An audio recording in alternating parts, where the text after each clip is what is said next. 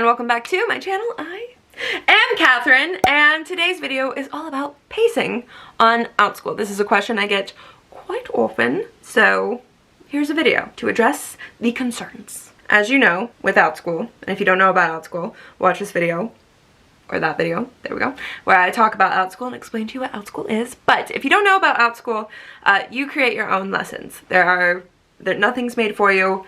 You make up the lessons, you make up the lesson plan, you come up with the PowerPoints and all the stuff. It's all on you, which is a pro. Don't think it's a bad thing. It's very fun, it's a pro. I'll explain in that video I just talked about, but we're just talking about pacing. So when you create your class, the rule, pretty much the general rule, is make way more content than you need to for your class. You don't want to, you know, have an hour-long class and 10 minutes in you're like, that's it. Bye.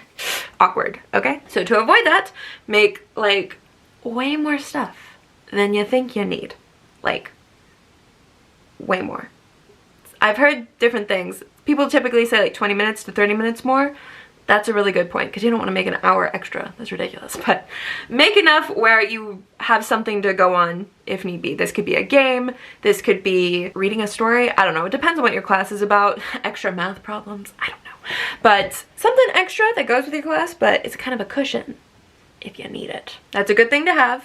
It makes you feel good. Now another thing that I do, especially when I first list a class, I only list that class for like 25 or 30 minutes. I keep it somewhat short so that I can see what happens. Because it's a new class, I've never taught it before. You know, I have an idea in my head, but I haven't executed it yet, so I don't know how it's gonna go down. I don't know if the students are gonna like it or even sign up, so I don't wanna spend too much time on it if it ends up being a dud, which if you wanna see a couple dud videos, or not dud videos, but if you wanna hear about a few of my dud classes, watch that video.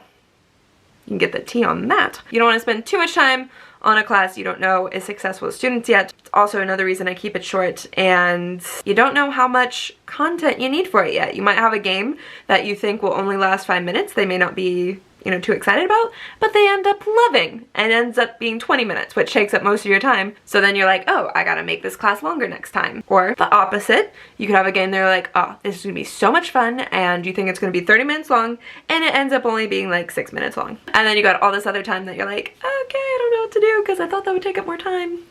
What I do with a new class is I only make it like 20 to 30 minutes just to test the waters, because you can always go back and adjust the price of that class, and you can adjust the time of that class.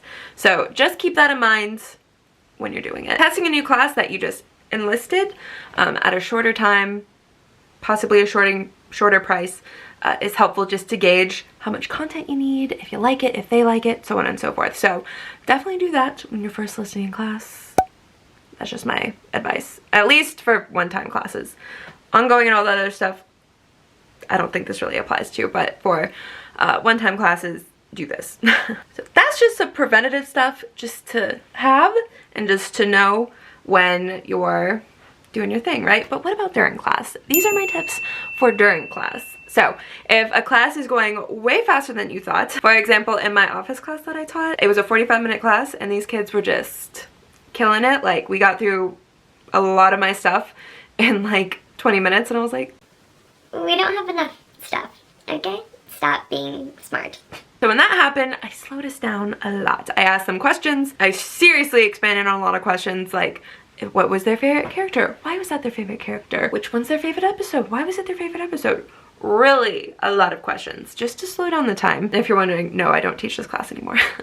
It wasn't fun. Again, if you want to know more, watch that video. I talked about my unsuccessful classes, but yeah, to really slow down the time, I'll just ask questions, we'll chat for a little bit, sometimes we'll play another game depending on how much extra time there is. Like if there's like 10, 20 minutes extra time, we'll play a game right there, right then, okay? And when you're talking, again, you want to keep it on the subject, and you don't want to just talk for too long. You know, I think that would make a lot of parents mad because they paid money for this class. But you know, you want to talk on the subject, you want to expand on some things, just get more details about stuff. And again, if you have way too much time where a couple random conversations is not going to do the trick, I would play a game of some sort that goes with it. Again, this goes back to the extra content that you just planned. Have something a little extra for when this happens. But like I said, shortening the time for your first couple of classes when you're testing a new class is very helpful, so you can gauge how much content you need, and having that extra content is very nice when you're in the middle of class and you're like, oh shoot, they're about to learn all my stuff. They're about to go through all my content. So again, nice things to have. Of course, the opposite. What if they're too slow and you're not sure if you're gonna get through all your classes? Well, the beauty in this is you created the class, so you don't have to finish the entire class if you don't want to. Now, I say that with an asterisk because parents paid for this class. They read your description. They expect what you said in your description to be in class. So if you said, for example, I have a St. Patrick's Day class, and in this class, it's all about this leprechaun trying to find his pot of gold. Along the way, they learn fun facts about St. Patrick's Day and Ireland and all this other stuff. So I put all that in my description, that we're gonna play games and we're gonna have slides to help him find his gold, but also learn those facts. So when I'm going through the slides and I think that they're taking too long on these games and puzzles and stuff, that's okay. Take your time on that. I might skip over the part where Lucky jumps over the rainbow, or I might take 2 seconds to explain that part so that we can get to the more meat and potatoes part of the class, right? Because I wanted to make sure that I hit those objectives, okay? They didn't pay me for nothing, right? So I want to make sure that I do all the stuff that I said in my description while also trying to get through class. Because again, you might have stuff to do after that class. They have stuff to do after that class. Neither of you want to sit there for an extra 30 minutes and try to get Lucky his pot of gold. We're on a time crunch. Skip over the more fluff stuff if there's not enough time to get to it, and just make sure that you're hitting all the stuff that you said you would hit in your description, because you don't want parents mad at you. And of course, after you taught the class a couple times, you can kind of gauge, oh, I need to make more content because there's not enough for when I go over this part.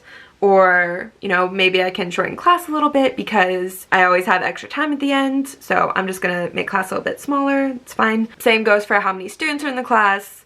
If you want to make class longer or whatever, you have a way better idea after you taught it a couple times if A, it's a class you even want to teach, if students even want to sign up for it, and how to improve, where to go there, where to go from there. So those are my Outschool pacing tips. I hope they helped you. Found this video helpful, please subscribe and like this video. It means more to me than you'll ever know. It helps my small channel blossom and bloom. So thank you so much, and I can't wait to see you in the next video.